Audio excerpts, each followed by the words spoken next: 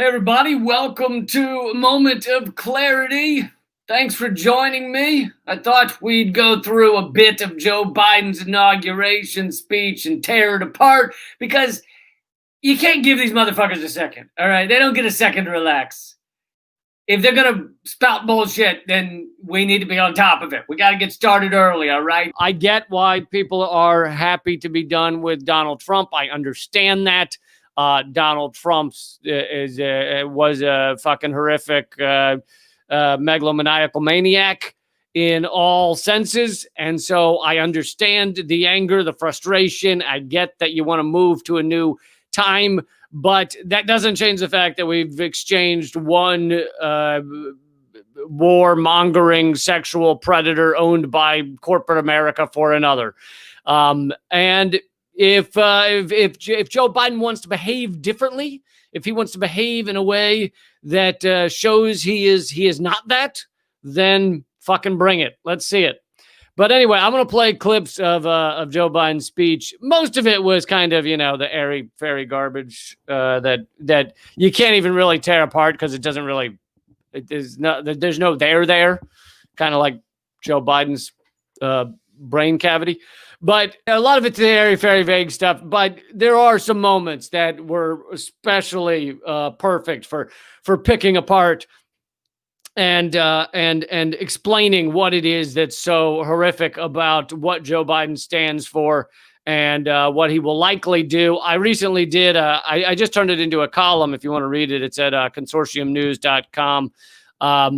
A column about what Joe Biden could do with executive actions if he wanted to. He could give everybody health care. He could get rid of student debt. He could protect all immigrants. He could get rid of poverty. He could do all of that without even going through Congress. He won't, but he could.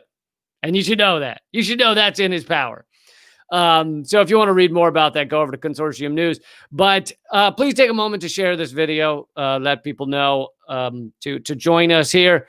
So I'm going to play some clips of Joe Biden's speech, but I need to start off by saying, and I'm sure I'm not the first to do this, but Joe Biden has at some point during this past year jumped the line between not being Jeff Dunham's old man puppet to being Jeff Dunham's old man puppet. I mean, can anyone argue that's not Joe Biden? I think we are definitely, I think we're fully there, right? I think that can't really be argued. Jeff Dunham, terrible, very hacky comedian, but he has done a great job of having, not just a hacky comedian, Jeff Dunham's also a racist comedian, but he does a great job of having a bizarre Joe Biden puppet that he didn't know would become a Joe Biden puppet, but it did. Okay, so now let's get to the clips. I'm going to jump around a bunch. Most of it was just kind of boring garbage, but I'm going to try and play for you the moments that had a little more substance. We've learned again that democracy is precious. Democracy is fragile. And at this hour, my friends, democracy has prevailed. Woo! Democracy has prevailed. The guy who, obviously with his help, rigged the primary in order to defeat Bernie Sanders is touting the amazing moment in American history where democracy has prevailed. It has shown that that we can do it. We can get to a place where we actually see what the vote says. But in order to get there, you got to rig the primaries. You got to stop the actual candidate that had legitimate support from running against you. And, we don't need to go through every way that they did that, but you guys probably know closing polling places in Hispanic areas, pushing provisional ballots on people in California, media giving Bernie Sanders just about zero coverage, all the people dropping out, including Amy Klobuchar, who played a part in this inauguration. That was probably what they gave her. They said, you drop out. We'll make sure you're a big player on the team, Amy. So Amy Klobuchar dropped out, Beto, fucking, what were the other clowns? Pete Buttigieg. They all dropped out within a week of each other. Kamala Harris, of course, and endorsed Joe Biden in order to defeat Bernie Sanders. And they probably made sure, or at least allowed Elizabeth Warren to stay in because they figured she siphoned votes away from Bernie Sanders. So they were cool with that.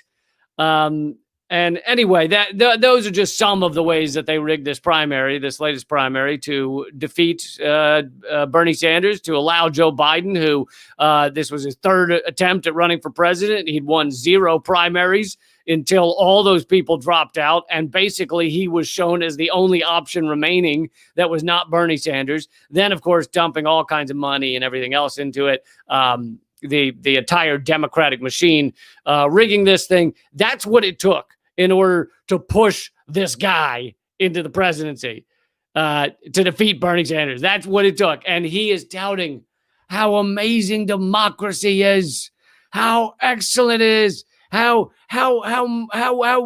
important a value it is to worship our democracy, after rigging our democracy to make sure he got in there. Of course, I didn't even get into the Shadow app, right? The app that was forced on the Iowa caucuses in order to cause chaos that day. And again, the way the machine works, it's not like Joe Biden had to oversee this stuff. I doubt Joe Biden was even told about the Shadow app. Okay. The Shadow app was former Hillary operatives combined with Buttigieg operatives, creating this thing and pushing it on people. Joe Biden was off in the fucking, bumping into a wall, talking to a lampshade, thinking it was a person. He wasn't involved in it, but it doesn't matter. It was still rigged for him to win, to defeat Bernie Sanders, because that was more important to them than even beating Trump. Like, if Biden had lost to Trump, the ruling elites of the Democratic Party wouldn't have liked it, but they would have considered it a win, in that they defeated, any kind of actual leftism, any kind of actual progressivism. That would have still been viewed as a win to them. So here he is talking about how great our democracy is. All right, let's go to the next clip.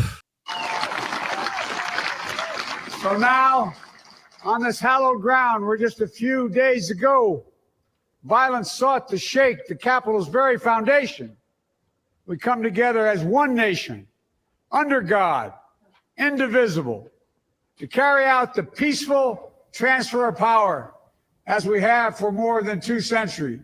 Yes, the peaceful transfer of power that has lined D.C. with military vehicles. I'm here in D.C. They're fucking everywhere, troops everywhere. This is the peaceful transfer of power. And the other thing is, this whole idea of the peaceful transfer of power is the reason it exists, and the reason it's largely been successful is because America is run and owned by the business interests, by the business elites. Right, that large Princeton study that I like to mention that found that studying all of the possible policy issues, the American people have zero say on the input of what actually happens, and it comes down to what corporate America wants. Meaning, we are an oligarchy. We are a rule by an elite class, and so that is why this transfer of power is usually, almost always, peaceful. And that's why, actually, with the exception of Donald Trump, you see the whole gang hanging out there, right? They were all sitting behind Joe Biden. You had Bush and Obama and Clinton and Hillary and all these people hanging out there, hugging each other, right? Michelle and Bush are good buddies. They're good buddies, right? They love those photos of her hugging George W. Bush and all that shit. It's because this is the elite corporate class. They either came from corporate America or they're owned by corporate America. Sometimes both. But that is why the transfer of power is peaceful. It's because they know that most of what they want is going to happen. They don't have to fear the next person coming into office. Donald Trump was a bit different because he was a different segment of corporate elite. Kind of the unsavory side of the corporate elite. He wasn't of the in class of that business elite that runs Washington. And that is why he caused them so much trouble. Not because he was actually doing things for people, not because he was actually against capitalism in any way, but because he didn't fit into the club. And then he, of course, did a bunch of other things that made them upset, such as,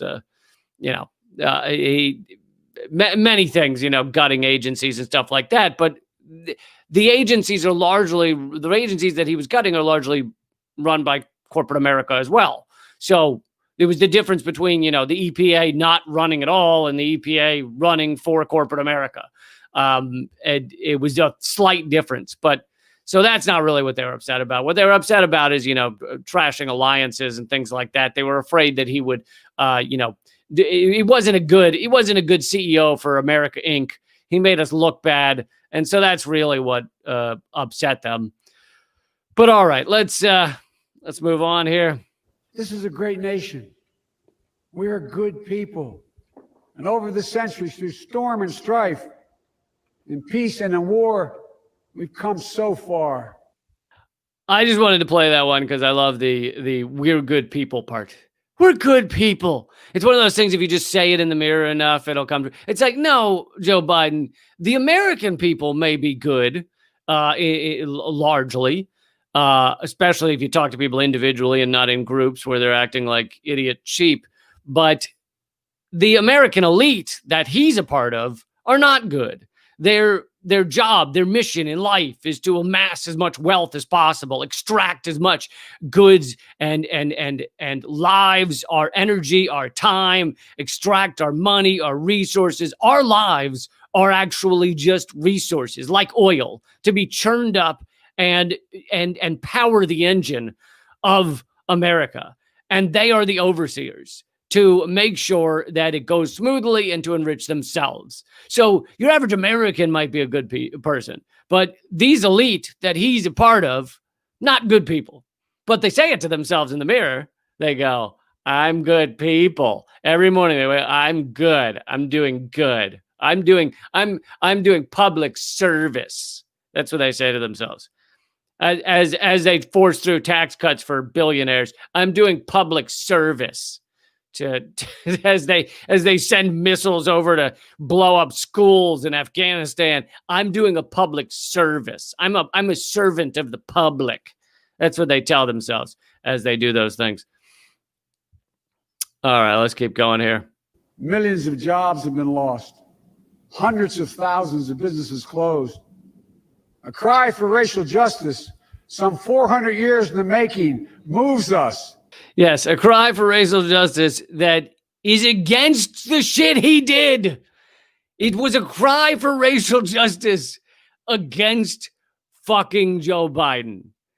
All right, this is the guy, and I know you guys know this, but this is the fucking guy that crafted the crime bill, that forced it through, that destroyed millions, literally millions of lives. People locked away for years for nonviolent, nothing crimes, while the real crimes, the large crimes, the destroying whole swaths of this country with pollution and oil spills and polluting our water supplies and destroying people's lives, those kind of crimes, those go unpunished. Those are not punishable. Maybe the corporation gets a fine. Maybe. But really, those are not a problem. Those are not what he was concerned about when he crafted the crime bill. He was concerned with a black guy standing on the corner smoking a joint. If that.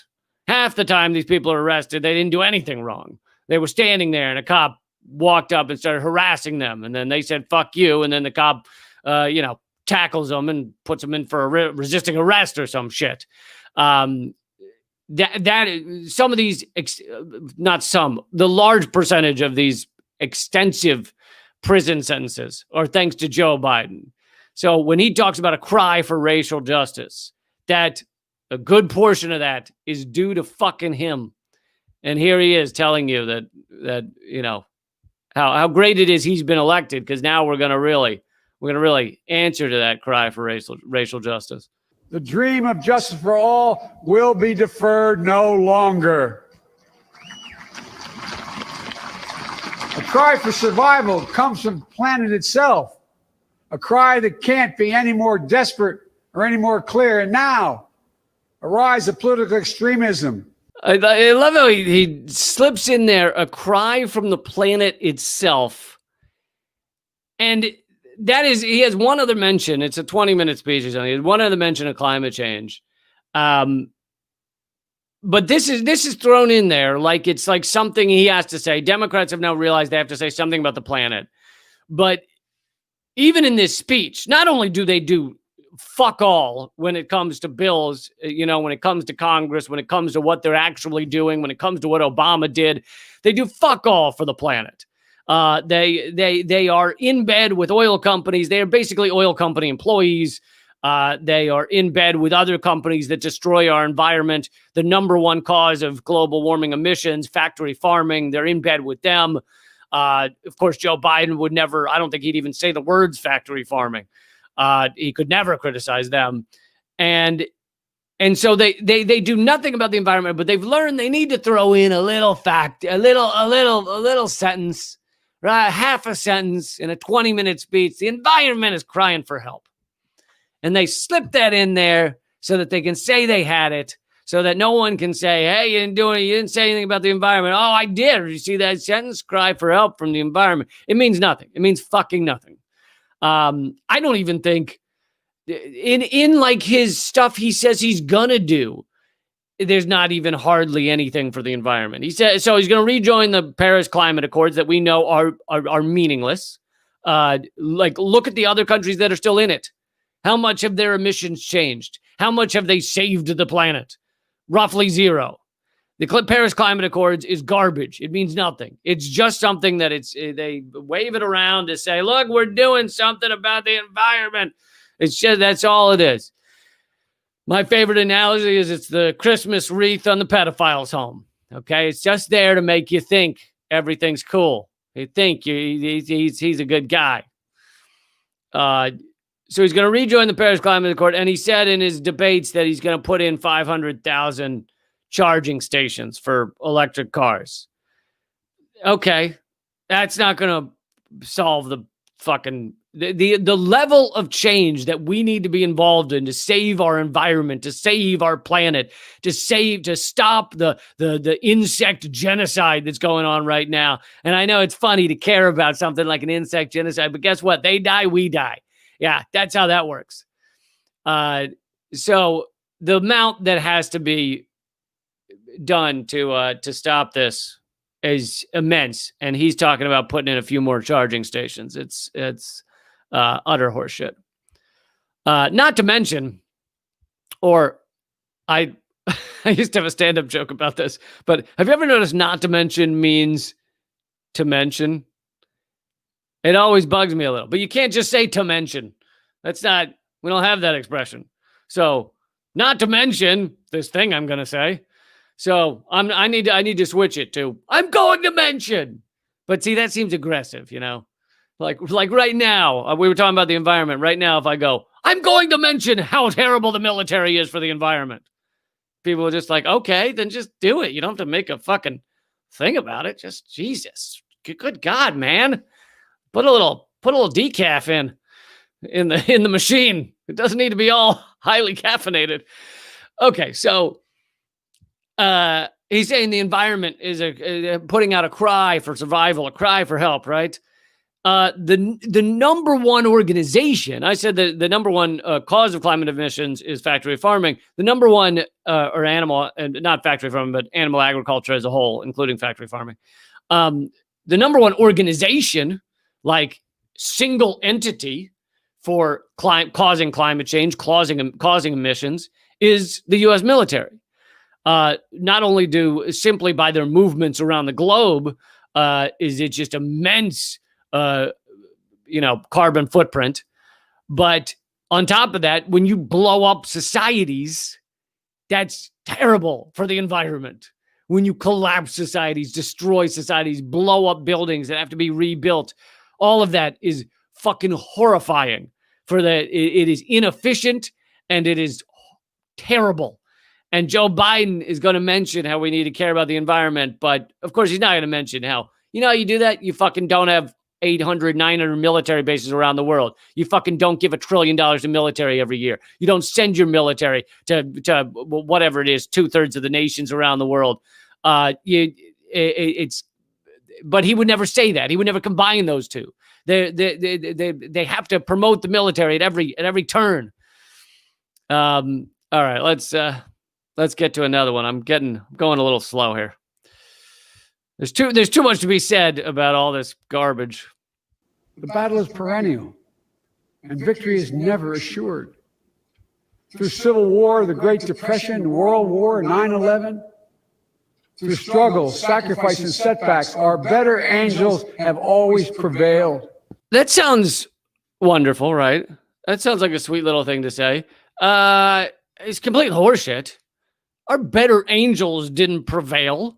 Like, look at some of the things he listed. The Civil War, we just killed as many of each other as we could with either cannons or disease until one side says, we're fucking done. We don't have any people left. You killed them all. Like, that's not better angels prevailing. That's just one side beat the shit out of the other, and eventually they gave up. That's what were the better angels exactly involved in that? Not to mention the side that Laws was fighting to own human beings. So that one side won. That's not better angels prevailing. Better angels prevailing is when you decide to do the right thing, not you just enough people die that you give up. So he said Civil War, Great Depression. In the Great Depression, our better angels prevailed. The Great Depression came about because of the immense inequality and fucking extraction that had gone on by the ruling elite, which is happening again, which is why we call this the second Gilded Age. That was the first Gilded Age right before the Great Depression. And so, like, FDR, luckily, had something in his brain combined with immense pressure from labor unions, from activists, from people across America to put in the New Deal. And if it weren't for that pressure from unions that were far more powerful back then, he never would have, like, that wouldn't have happened. The business, corporate America, or business America, as it was probably called then, would not have allowed that to happen. And in fact, they tried to depose FDR in a coup. But that wouldn't have happened without stronger labor. It wasn't like a better angel. Better angels were forced to do something or whatever. The fucking devils were forced to do something by the power of the people in a fucking destitute situation. Furthermore, if you have to go through something like the Great Depression to give workers some rights, to give, to give people some jobs and let them have a okay living, let them survive, you have to watch everything crash and collapse. That's not a good way to get there. Like, to me, the expression better angels prevailed is when, like, you're deciding between doing two things and you decide to be the good person. Not you're forced to by the fact that capitalism was about to collapse and they knew the only way to save it was to put in the New Deal. And then the next one he says is 9/11. How did our better angels prevail in 9/11? The war on terror continues, having killed millions of people. We've destroyed Afghanistan, destroyed Iraq, put in a mass surveillance state. And this is the better angels are prevailing? The fuck? Those are not better angels. Those are shitty angels. Those are some terrible angels. I don't even. It's hearing about angels like those that reminds me why I'm not religious, because those are some shit angels, man. He should have. The end of that statement should have been, "Our shit angels prevailed." Let's skip ahead a little here. I don't know how many more of these I have time for, or how many more of these I can endure. And so today, at this time, in this place, let's start afresh. All of us. Let's begin to listen to one another again. Hear one another. See one another. By the way, he has It's hilarious he's saying this because he has already stopped listening to the left. I mean, he never listened to the left. His entire career, he's never listened to the left. But he's already started, like, borderline screaming at the left to shut the fuck up. That leaked conference call, Zoom call that he was on with leaders of the black community. And he basically told them, shut up. I'm not doing these things you're asking for. I'm not going to do these executive actions that I could do. I'm not going to even hear people who say things like defund the police. So he's saying in his speech, we need to listen to each other. And in reality, he has already, on day one, stopped listening to the left. And that was the whole point of his presidency. I mean, of his candidacy, which I went through earlier, was to crush the left and stop the left. So he gives this impassioned speech. We need to listen to one another. What happened to listening to one another? And he and the Democratic Party have never listened to the left and they've spent the past year, if not the past 2 or 3 years, trying to make sure they crush the left, right? Along with crushing Bernie Sanders, they've used red baiting McCarthyism, right, to go after the left. They've used all the social media platforms to crush the left, to ban people. By the way, I just found out today, the co-founder of Free Thought Project, he posted an image of the Free Julian Assange posters that I created with the help of Lucy Dyer. And these posters say, Free Julian Assange, jail the war criminals. You probably saw it behind me in some of the videos. And anyway, today he reposted that image. And Facebook told him that he was banned for 3 days. So that's how they've stopped the left. And that's how they've stopped listening to the left with shit like that. So when he says listen to each other, he means, no, listen, we're going to listen to the business interests. We're going to listen to corporate America. All right. Let's see here. This next one's a good one. Show respect to one another. Politics doesn't have to be a raging fire, destroying everything in its path. Every disagreement doesn't have to be a cause for total war. And we must reject the culture in which facts themselves are manipulated and even manufactured. Now that's truly hilarious, right? Because he and his fellow liberals have spent the past 4 years manufacturing the idea of Russiagate, right? The idea that Trump colluded with Russia, that Russia hacked the DNC, not to mention what everything else they blame Russia for. Most of it is, I say most of it to be nice. Really, all of it is horseshit. The Russian bounties story, but the collusion was obviously the biggest one because they were trying to get that to lead into impeachment and it led nowhere. They never found any collusion. If you look at the indictments, many of which they dropped quietly on a Friday when no one was paying attention because they knew they couldn't actually prosecute this clickbait farm in St. Petersburg, Russia for doing anything. And so they dropped those. But if you look at the actual indictments that, against Manafort and Michael Flynn and stuff, none of it has to do with colluding with Russia to rig the election. It's indictments for other things because those guys are con artists, but they just weren't colluding with Russia. So literally the past many years have been spent on a giant horseshit lie. Now Trump's been doing his own lies, agreed, but this is what Joe Biden and the liberal media, meaning the CNNs and MSNBCs as opposed to the Fox Newses, have been fucking pushing for 4 years. Is this horseshit, utter garbage, and we now know that. Most of it's come out. And the same with the Syrian chemical weapons, right? If you read what the work that Gray Zone's done on exposing that lie, just so many levels of just lie after lie after lie.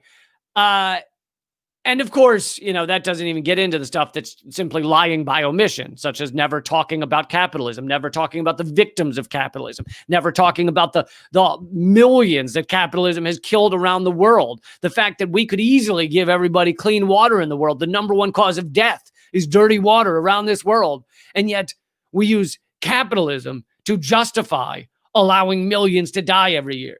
So that's lying by omission. but I'm talking about straight up lies. And we've just seen this endlessly. And so here is Joe Biden telling you, listen, we got to get to a time where we go back to truth. Truth, right?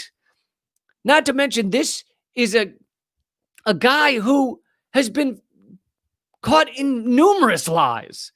Lying about his record, lying about getting arrested for protesting civil rights, lying about how, he's done more for the black community than anyone. Yeah, he's done more to harm the black community than anyone. Lying about his first presidential run back in the 80s, he had to drop out for plagiarism, which I think we could call a type of lying. He said when he was pressed in campaign stops because climate activists were in front of him, he finally addressed them and he said, no one's done more for the climate than me. Yeah, no one's done more to cause climate change than you, maybe. You might have a point there. Just endless lies from this guy, which is how you become president, you generally. Endless lies. And this is a guy saying, we've got to get back to truth. And by the way, this is not just Joe Biden, right? This shit is eaten up by our mainstream media, eaten up by CNN, MSNBC. After he gave this speech, they said, yes, see, it was perfect what he said. We need to get back to truth. Thank you, Joe Biden. Like, they just ate this shit up while they're part of this fucking ridiculous lie.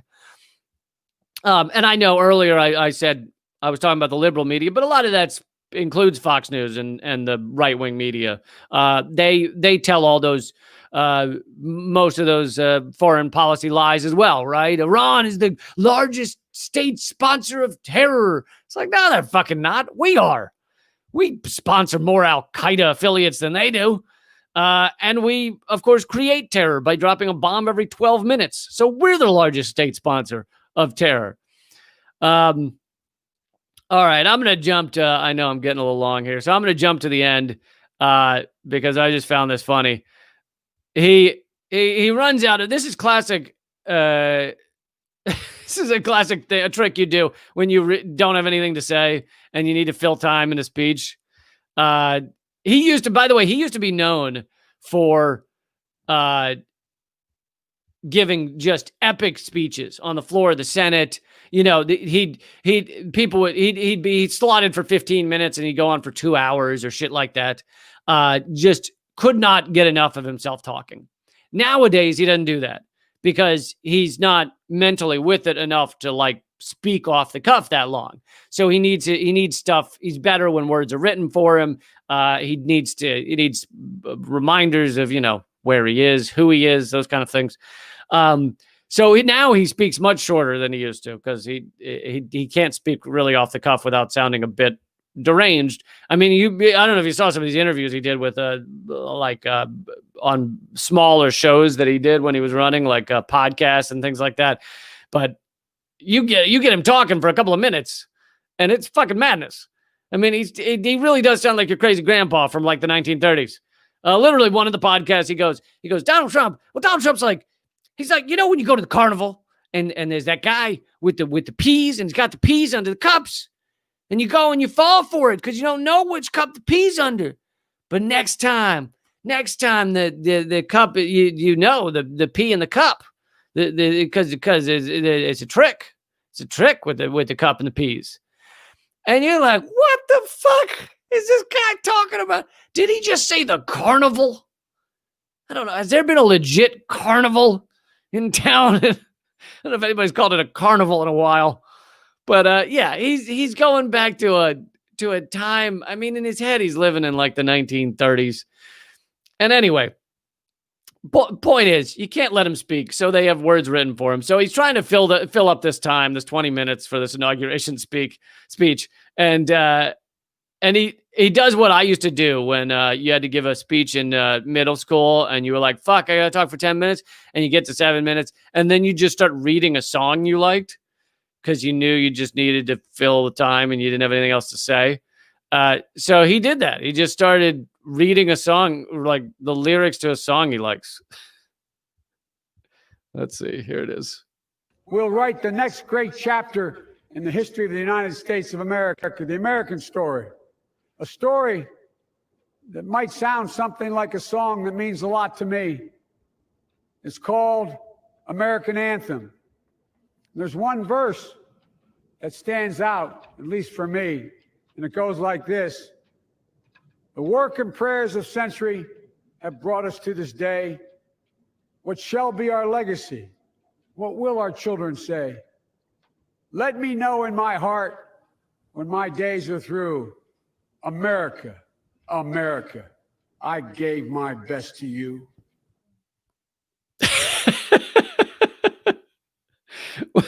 Was that moving? Was everybody moved? By the way, when he says that song means a lot to him. No, it doesn't. He doesn't. He didn't know that song existed until the speechwriters put it in. And then he said, what am I reading here? And they said, yeah, just read it. It'll fill time. Just read these lyrics. And then, what one of the lyrics, when my time is up, when my time is through, let me know when my time is through. Yeah, Biden, your time is through. Okay. This is getting painful. Anyway, I won't, I guess I shouldn't, the rest is more of the same. He talks a lot about truth and values and, unity. We're all going to be unified.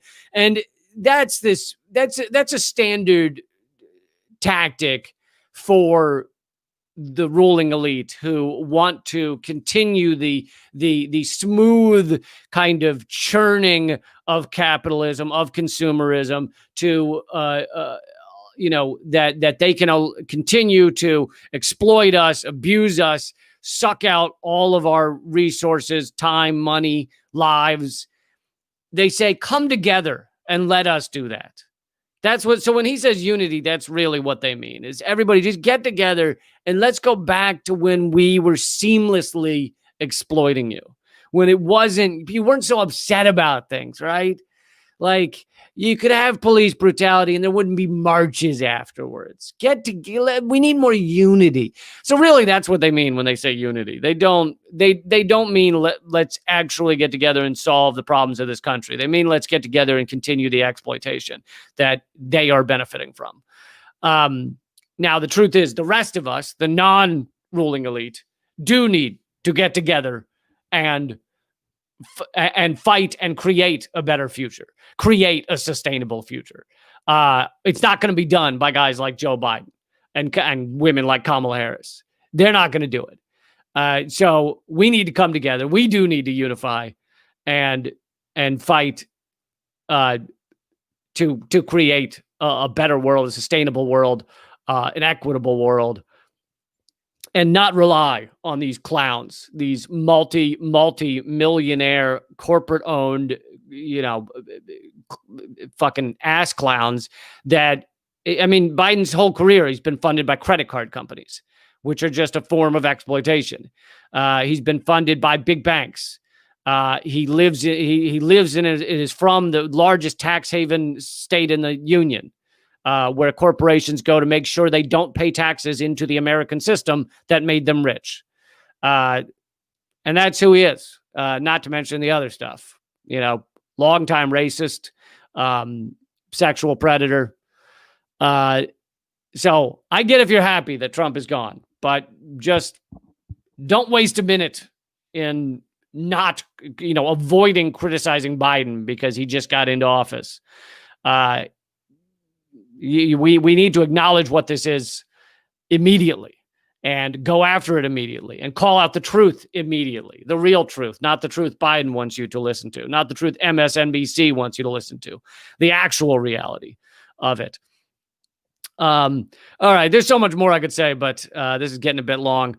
So I hope you enjoyed this. That's your moment of clarity. I watched that so you wouldn't have to, the whole thing. And which you're lucky if you didn't. And please, I do these every single weekday, except sometimes. And they're at leecamp.com. So even if you don't get an alert saying I'm going to do it, please come over to leecamp.com. Check out the day's video. Please subscribe. If you're over at Facebook, come over to youtube.com/moment of clarity and subscribe there. And check out my two podcasts, Common Censored and Government Secrets. Obviously, if you don't know, I have a TV show called Redacted Tonight That is every Friday, but it's also up on my website, leecamp.com. And there will not be one this Friday, unfortunately, because someone on the crew got COVID, so now we can't tape. But we'll be back next week. And thanks, everybody. I'll see you probably tomorrow. Keep fighting.